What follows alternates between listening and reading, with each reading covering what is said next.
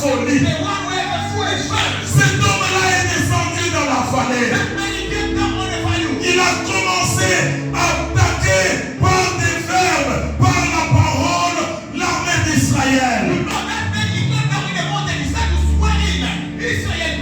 La Bible dit qu'il était costaud. Même son armure avait du poids que personne ne pouvait soulever.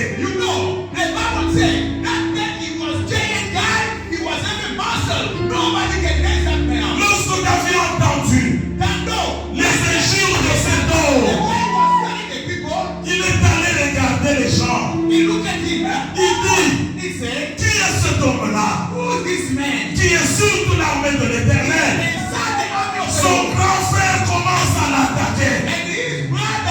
Tu es venu pour nous donner la nourriture ou pour regarder le combat? Tais-toi là où tu es. David regarde, puisqu'il était un chétif, il était petit, il dit mon grand, Eliab, ne puis-je pas parler?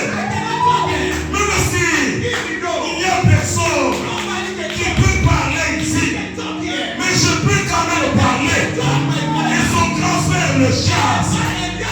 David ne s'est pas découragé. Il va voir d'autres personnes.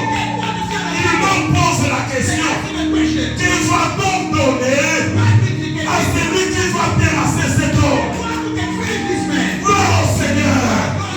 On lui a dit, le roi Saül a dit qu'il va lui donner sa femme et sa famille sera assis dans la royauté à Jérusalem. Écoutez bien les mecs, quand David a encore entendu cette promesse, il a envoyé les gens parler que moi je vais battre cet homme. On apporte le message à Saül. Saül dit, cherchez-moi cet homme-là, amenez-le-moi. On prend David, un petit garçon de 17 ans. On l'amène devant Saül. Saül dit, mon enfant, tu ne peux pas aller te battre. Je connais cet homme-là. C'est un guerrier depuis sa jeunesse. Oh Saül, tu es stupide. Qui t'a autorisé de vouloir élever cet homme? Tu es un guerrier. Oh, toi tu es le roi d'Israël. Mais l'Esprit de Dieu l'avait déjà quitté. David dit, j'irai. Il dit, comme tu insistes, je te donne mes habits qui m'appartenaient à. Il lui donne. Cela, ce n'est pas un problème.